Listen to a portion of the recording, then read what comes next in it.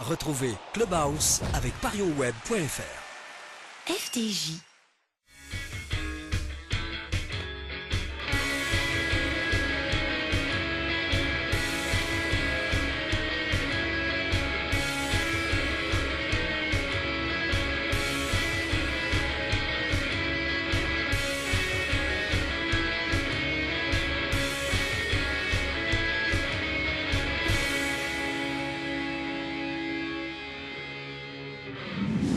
Voilà le premier invité de notre émission. On est très heureux d'accueillir Monsieur Fernando Menegazzo. Bonjour Fernando. Bonjour. Question rituelle, comment ça va?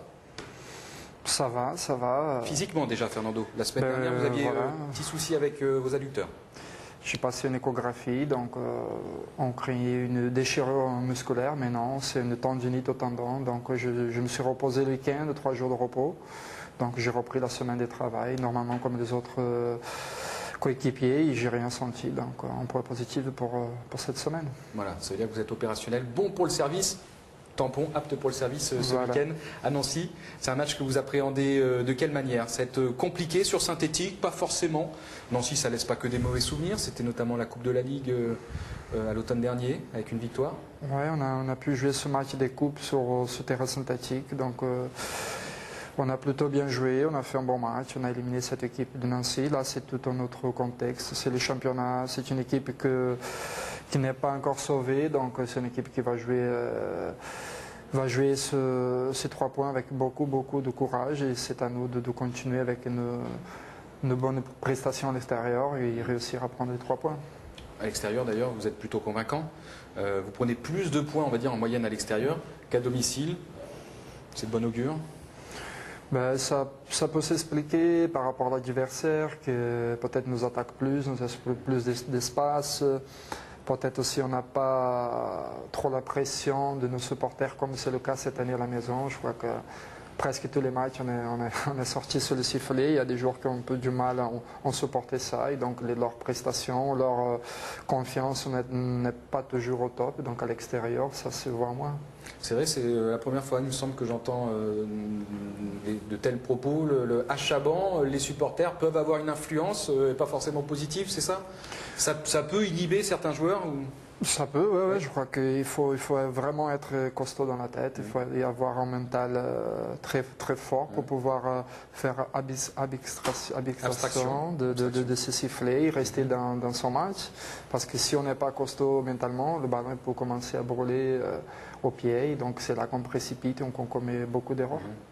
Comment vous jugez, vous, votre saison? Elle n'est pas terminée, il reste 10 matchs, d'un point de vue personnel. Si vous aviez un bilan à établir maintenant? C'est très compliqué de faire un bilan individuel quand on fait un sport collectif. Mais je crois qu'au début de la saison, j'ai été appelé par le coach pour dépanner en défense, où je suis resté, je crois, 20-21 matchs. Presque la moitié de la saison. Donc voilà, c'était un poste pour moi que je ne connaissais pas vraiment. Donc j'essaie d'être performant. Je trouve que à fur et à mesure que les matchs ils se sont succédés, j'ai eu plus de repères et ça a commencé pour être bien avec Mika ou avec Lamine Sané derrière. On avait déjà des automatismes, donc je trouve que ça a été plutôt bien. Et après, on retourne au milieu de terrain aussi, donc ça m'a fallu peut-être quelques matchs pour reprendre le niveau physique parce que ça change vraiment entre la défense et le milieu de terrain. Mais comme je disais, je ne suis pas 100% content de mes performances non plus. Ah bon? Ben non, parce que voilà, moi je n'ai pas fait tous les matchs à 100%. Je veux dire, j'ai peut-être loupé 3-4 matchs dans des prestations moyennes. Donc pour moi, quand on est à ce niveau-là, il faut essayer d'avoir le plus possible des matchs dans une régularité plutôt bonne. Mais vous l'avez rappelé, vous avez joué pratiquement la moitié de la saison à un poste qui est inhabituel pour vous. Et vous avez étonné par votre niveau de performance à ce poste-là que vous avez découvert, à tel point peut-être même qu'à un moment donné, on peut soupçonner le coach de s'être dit, Fernando, il va rester à cette place-là toute la saison. Bon, l'histoire n'a pas été celle-là. Vous avez réintégré plus le cœur du jeu, comme on dit. C'est peut-être depuis 15 jours, 3 semaines que ça va un petit peu moins, que physiquement vous vous sentez un petit peu moins bien. Je crois que vous avez joué aussi, vous étiez malade sur un match, hein, et ça vous l'aviez pas dit. Ouais, mais quand on a une situation pas dit aux médias, j'entends. Voilà, ouais. Non, mais quand on est dans des situations où il faut essayer de donner au coach la possibilité la plus grande entre la caractéristique et la façon qu'on va jouer, d'être disponible, de laisser le choix.